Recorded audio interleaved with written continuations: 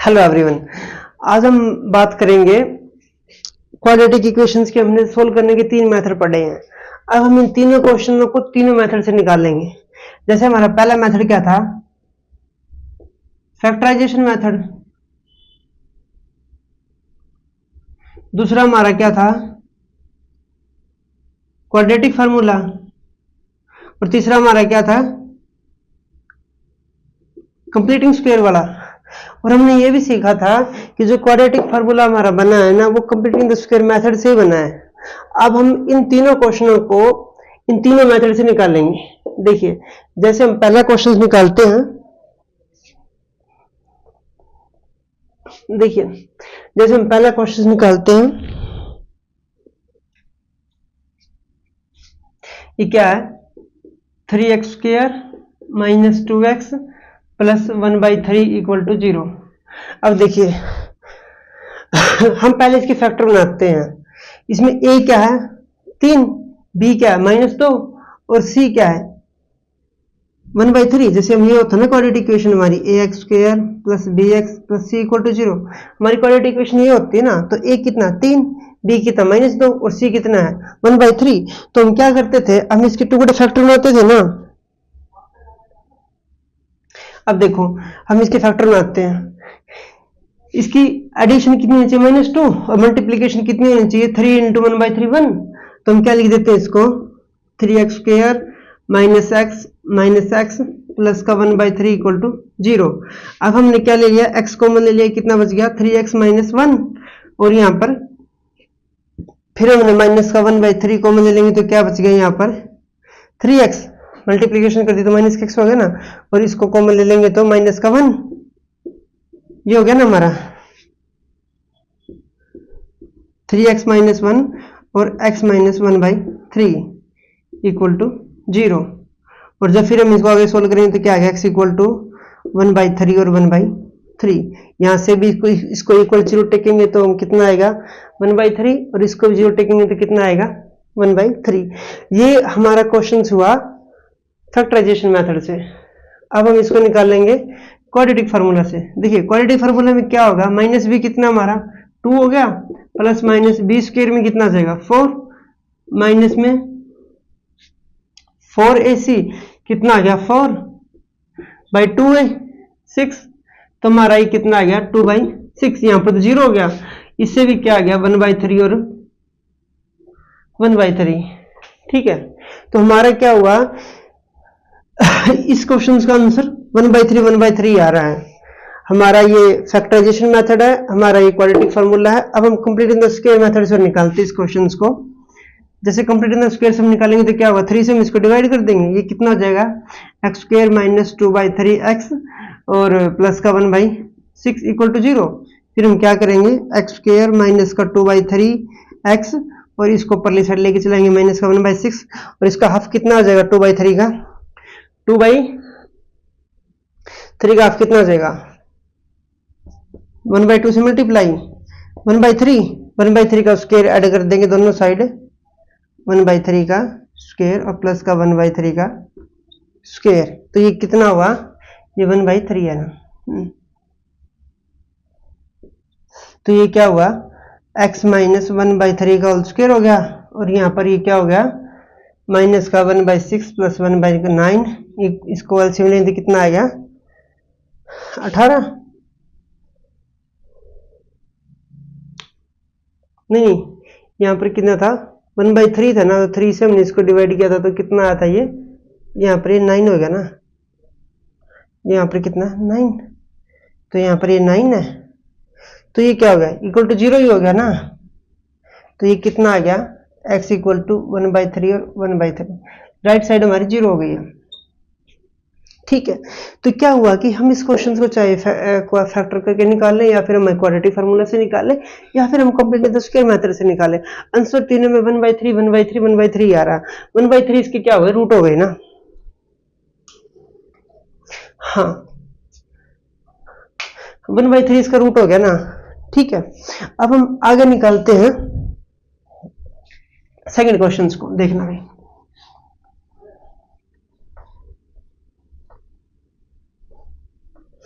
देखो second question में क्या है,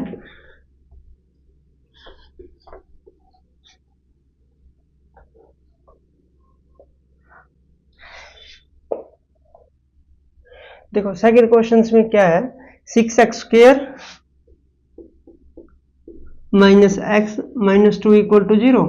ठीक है, अब हम इसको फैक्टर करके निकाल लेंगे, फिर यहाँ पर क्वाड्रेटिक फार्मूला से निकाल लेंगे, फिर यहाँ पर कंप्लीट द स्क्वायर मेथड से निकाल लेंगे। ठीक है, जैसे मैं इसको यहाँ पर लिख देता हूँ 6x² minus x minus 2 equal to 0, और यहाँ पर भी 6x² minus x minus 2 equal to 0। ठीक है, अब देखो मल्टीप्लीकेशन कितनी आनी चाहिए, माइनस के 12, और एडिशन कितनी आनी चाहिए, माइनस का 1। तो क्या ले लेंगे, माइनस का 4 और प्लस का 3। तो ये क्या हो गया, 6x² माइनस का 4x प्लस का 3x माइनस 2 इक्वल टू 0। ये क्या हो गया, यहाँ पर क्या कॉमन आ गया, 2x, यहाँ पर कितना बच गया, 3x माइनस का 2, और यहाँ पर माइनस 1 नहीं प्लस का 1 कॉमन ले लेंगे, तो कितना आ गया, 3x माइनस का 2 इक्वल टू 0। ये क्या हो गया, 3x माइनस का 2 और 2x प्लस का 1 इक्वल टू 0। अब देखो यहाँ से क्या आ गया, x की वैल्यू 2/3, और यहाँ से किसकी वैल्यू, x की वैल्यू -1/2। हमने क्या किया, इसको इक्वल टू 0 टेका था, और यहाँ पर इसको 0 टेका था, 2x प्लस 1 इक्वल टू 0 को प्लस 1 को इक्वल टू 0 टेका हमने। ये कितना है, 2x प्लस 1। ठीक है, हमारे ये दो आंसर आए ना ये। अब हम इसी क्वेश्चन में क्वाड्रेटिक फार्मूला से निकाल लेंगे। माइनस बी कितना, -1, और माइनस माइनस करेंगे तो प्लस का 1, बी स्क्वायर कितना हमारा 1 माइनस का 4, ए सी करेंगे तो कितना है, माइनस का 12। तो कितना आ गया, 2 करेंगे तो 6 दूनी 12, तो कितना आ गया, 1 प्लस माइनस में ये 48 और 1 49 और ये 12, और ये क्या आ गया, 1 प्लस माइनस 7 बाई में 12। ये कितना आ गया, 8/12 और माइनस का 6/12, और ये कट के कितना आ गया, 2/3 और माइनस का 1/2। देखो सेम आंसर आ गया ना। अब हम थर्ड मेथड से निकाल लेंगे। थर्ड मेथड में क्या था हमारा, कंप्लीटिंग द स्क्वायर था ना, इसको हम यहाँ निकाल लेते हैं। देखो ये कितना है, 6x² minus x minus 2 equal to 0 है ना। अब देखो पहले मैंने क्या करना होता है, x² कोफिशिएंट को क्या बनाना है, 1। तो ये क्या हो गया, x² माइनस का x/6 माइनस का 2/6 इक्वल टू 0। फिर हम इसको पहले साइड लेके जाएंगे इस कांस्टेंट टर्म को, तो क्या हो गया, x² minus x/6 equal to 2/6। अब देखो इसका हाफ कितना आ गया, 1/6 का हाफ कितना आ जाएगा, 1/12। 1/12 का स्क्वायर दोनों साइड हम ऐड करेंगे। ये क्या हो गया, x² माइनस का x/6 प्लस का 1/12 का होल स्क्वायर इक्वल टू कितना आ गया, 2/6 प्लस में 1/12 का होल स्क्वायर हमने ऐड कर दिया। ये लेफ्ट साइड क्या हो गया, a माइनस b का होल स्क्वायर फॉर्मूला बन गया ना, जैसे x माइनस का 1/12 का होल स्क्वायर। अब इसको करके देखना, ये क्या है, x का स्क्वायर क्या होगा, x² और 1/12 का स्क्वायर ये हो गया, और माइनस 2 भी करेंगे तो माइनस। ठीक है, 2 इंटू में x इंटू में 1/12, तो 2 से 12 कट जाएगा, तो x/6 से आ गया माइनस का। और राइट साइड क्या है, ये कितना है,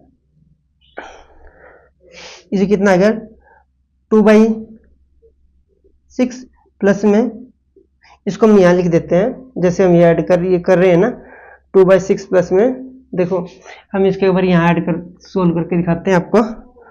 2/6 प्लस में 1/44, 44444। ठीक है, ये कितना आ गया, 144। इसको 6 से डिवाइड करेंगे तो कितना आ जाएगा, 24 इंटू 2 48 प्लस 1, ये आ गया 49/144। ये कितना आ गया, 7/12 का होल स्क्वायर। ये आ गया ना, ये यहाँ पर कितना आ गया, 7/12 का होल स्क्वायर। जब इसका दोनों साइड हम रूट लेंगे तो क्या आ जाएगा, तो कितना आ जाएगा, x इक्वल टू, और इसको 1/2 को ऊपरली साइड लेके चले जाएंगे। देखो अब इसको मैं साफ कर देता हूं। देखो ये कितना आ गया, x माइनस 1/12 का होल स्क्वायर इक्वल टू कितना आ गया, 7/12 का स्क्वायर। दोनों साइड हम रूट ले लेंगे तो ये कितना आ जाएगा, x minus 1/2 equal two plus minus 7/12, और ये क्या हो गया 1/12 प्लस माइनस 7/12। जब इसको सोल्व करेंगे तो कितना आ गया 1 प्लस माइनस 7/12, ये कितना आ जाएगा 8/12 और माइनस 6/12, ये कितना आ गया 2/3 और माइनस का 1/2। देखो या तो आप इस क्वेश्चन को क्वाड्रेटिक फार्मूला से कर लो, या फैक्टराइजेशन मेथड से कर लो, या कंप्लीटिंग स्क्वायर मेथड से कर लो, आंसर वही आ रहा 2/3 माइनस 1/2, 2/3 माइनस 1/2, 2/3 माइनस 1/2। तो आपकी मर्जी है कि आप इसी क्वेश्चन को चाहे कोई सी मेथड से कर ले, आपका आंसर सेम ही आएगा। ठीक है, अब हम आगे बढ़ते हैं। हमारा नेक्स्ट क्वेश्चन है क्वेश्चन नंबर 3। देखो क्वेश्चन नंबर 3 में क्या दिक्कत है कि देखो क्वेश्चन नंबर 3 के आप डायरेक्ट फैक्टराइजेशन मेथड नहीं लगा पाएंगे, क्योंकि हमें ऐसे नंबर ढूंढने मुश्किल हो जाएंगे बी के b1 और b2। जैसे हमारा क्या था, देखो मेरे ये क्या है 4x² प्लस का 2x प्लस का 10 इक्वल टू 0 है ना। तो देखो इसके b1 और b2 टोएंगे हम, b1 और b2 क्या होना चाहिए, b1 प्लस b2 कितना होना चाहिए 2, और b1 और b2 की मल्टीप्लाई कितनी होनी चाहिए, ac के इक्वल, a कितना 4 और c कितना 10, तो कितनी मल्टीप्लिकेशन कितनी होनी चाहिए 40। अब ऐसे दो नंबर ढूंढने हैं आपको जिनका सम करे तो 2 आ जाए और मल्टीप्लिकेशन करे तो 40 आ जाए। अगर आप दोनों माइनस की भी ले लोगे ना तो फिर ये एडिशन में माइनस आ जाएगा ना, दोनों माइनस के होने के बाद मल्टीप्लिकेशन में फिर ये पॉजिटिव आ सकता है। पर ऐसे दो नंबर ढूंढ के लिखो आप, ये हमारे लिए बहुत टफ हो जाएगा। ऐसे इंटीजर तो नहीं एग्जिस्ट करते। जैसे अब हम इसको क्वाड्रेटिक फार्मूला से करके देखें तो जैसे हमारा क्या है minus b plus minus b square minus 4ac/2 हमारा जो फार्मूला है ना क्वाड्रेटिक फार्मूला, तो माइनस बी कितना -2 प्लस माइनस, जैसे ये होती है ना इक्वेशन हमारी ax² प्लस का bx plus c equal to 0, ये होती है ना हमारी इक्वेशन। हाँ, अगर आपको ये समझ में नहीं आ रहा तो आप हमारी पिछली वीडियो देख लीजिए, 3-4 वीडियो हैं। अगर आप उनको सीरीज वाइज देखेंगे तो आपको सब कुछ समझ में आ जाएगा। ठीक है, ये b² कितना हो गया हमारा इसमें से 4 माइनस में 4 इंटू में a कितना 4 इंटू में 40, तो ये कितना आ गया 8। तो ये देखो ये कितना आ जाएगा -2 प्लस माइनस माइनस का होगा ये 4 माइनस 160 156 है ना, शायद ऐसा ही आएगा। तो मतलब ये है कि रूट के अंदर माइनस आ गया, रूट के अंदर माइनस आने के बाद इसके जो सॉल्यूशन आएगा ना वो कॉम्प्लेक्स में आएगा। और इसलिए यहाँ पर जब हम दो फैक्टरी भी करके देखेंगे ना तो आप देख लेना, अगर आप ट्राई करके देखना, अगर आप ऐसे b1 और b2 ढूंढ सको तो ठीक है, बाकी ऐसे इंटीजर तो मिलेंगे नहीं। अगर आपको लगता है कि शायद मैं गलत बोल रहा हूँ, मतलब मैं गलत बोल रहा हूँ, तो आप अपने इंटीजर ढूंढ के देख लेना, कोई और नंबर मिल जाए आपको फैक्टर करके देख लेना। ठीक है, पर इसके जो सॉल्यूशन आ रहे हैं ना वो हमारे कॉम्प्लेक्स में जा रहे हैं। इसलिए अगर हमारे सॉल्यूशन अगर रियल में होते ना तो बहुत आसानी से हमारे ऐसे फैक्टर हो जाते हैं। ठीक है, जरूरी नहीं है कि जो b1 और b2 वही सॉल्यूशन आएंगे, ऐसा नहीं है, पर ये है कि उसे बहुत आसान हो जाता है। ठीक है, हाँ ये चीज बिल्कुल अलग है, ये b1 b2 अलग है और ये चीज अलग है। ठीक है, जैसे अब हम इसी क्वेश्चन को उससे करके देखते हैं ना। देखो ये हमारा था फैक्टराइजेशन मेथड, फैक्टराइजेशन मेथड से हम इसके फैक्टर नहीं कर पाए। ठीक है, ये हमारा क्या है क्वाड्रेटिक फार्मूला, क्वाड्रेटिक फार्मूला में इसके जो रूट है वो सॉल्यूशन है कॉम्प्लेक्स में चले गए। ठीक है, तो मतलब यहाँ पर भी इसी वजह से नहीं हो पाए ना, क्योंकि अगर इसके फैक्टर कर देते हैं x वगैरह कॉमन कर देते तो फिर हमारी रियल रूट आ सकते थे आसानी से, इसलिए कॉम्प्लेक्स में इसलिए शायद ये नहीं हो रहा। अब हम बात कर रहे हैं इसको सॉल्यूशन सोल्व करने की कंप्लीटिंग स्क्वायर मेथड से। देखो कंप्लीटिंग स्क्वायर मेथड में क्या होगा, इसको मैं यहीं से ऑफ कर देते हैं। देखो ये कभी मत सोचना कि रूट है और b1 b2 रूट ही आएंगे, नहीं, b1 b2 रूट नहीं होते, हम उसके फैक्टर करके बाद में हम वो करते हैं, उसको वहां से रूट निकलने का रास्ता मिलता है हमें। ठीक है, देखो हाँ, देखो अब हम इसको कंप्लीटिंग स्क्वायर मेथड से करके देखेंगे ना तो ये क्या हो जाएगा x² 1/2x तो इसका 5 = 0, क्योंकि हमने क्या किया 4 से डिवाइड कर दिया। यहाँ पर 1 होगा, यहाँ पर 1/2 होगा, यहाँ पर 5/2 आएगा ना। हाँ, और यहाँ पर देखो इसका x का कोफिशिएंट कितना 1/2, हमें क्या करना है, इसका स्क्वायर दोनों साइड ऐड करना है। तो ये क्या हो गया x/2, ये परली साइड जाएगा -5/2, ये का स्क्वायर करेंगे तो कितना हो गया 1/4 का स्क्वायर, दोनों साइड ऐड कर देंगे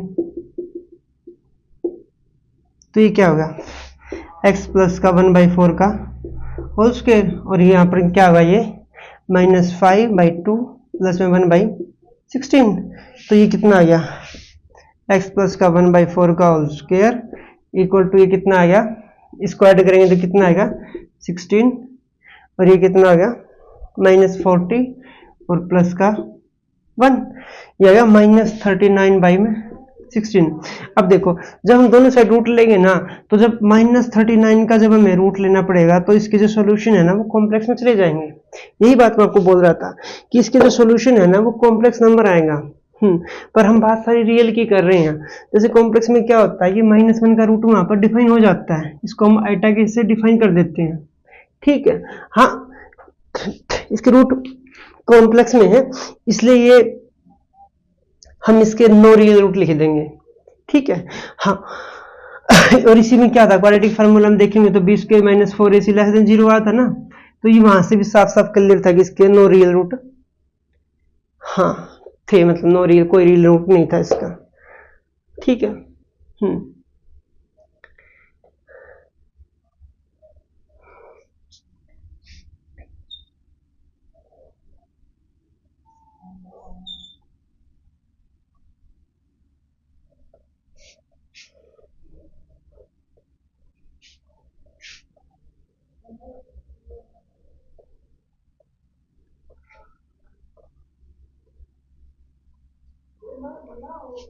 देखो हमने क्वाड्रेटिक इक्वेशन लिखी थी, क्या लिखी थी ax² + bx + c = 0।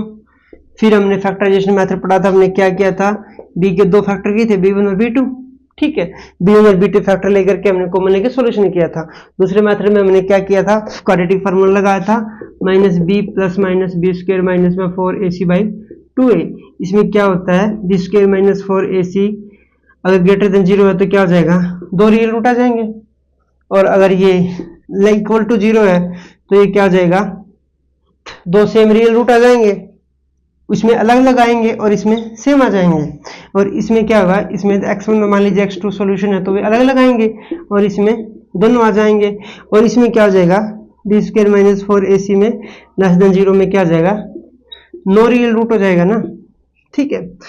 और कंप्लीट द स्क्वायर मेथड में हमने क्या पढ़ा है, इसको x² के कोफिशिएंट को पहले 1 बनाना है, फिर x का जो कोफिशिएंट है ना, मान लीजिए b है तो b को ऑफ करके उसका स्क्वायर दोनों साइड ऐड करना है और आगे सोल्व करना है। इस तरीके से हम क्वाड्रेटिक इक्वेशन को सोल्व करने के लिए तीनों मेथड हमने पढ़े, उससे रिलेटेड हमने कुछ एग्जांपल्स भी करे। अगर आप इन क्वेश्चंस को, आप इस पूरे लेक्चर्स को, सीरीज को पूरा देखेंगे तो आपका क्वाड्रेटिक इक्वेशन से रिलेटेड, इन तीनों मेथड से रिलेटेड कोई क्वेश्चन नहीं अटकेगा। ओके, आपको इससे कुछ क्वेश्चंस प्रैक्टिस अगर आप अपने आप को खुद ही करने पड़ेंगे। हाँ, मैं कितने प्रैक्टिस करवा सकता हूँ आपको वीडियो लेक्चर्स में, बहुत कम ही करवा सकता हूँ ना, बहुत ज़्यादा तो नहीं करवा सकता।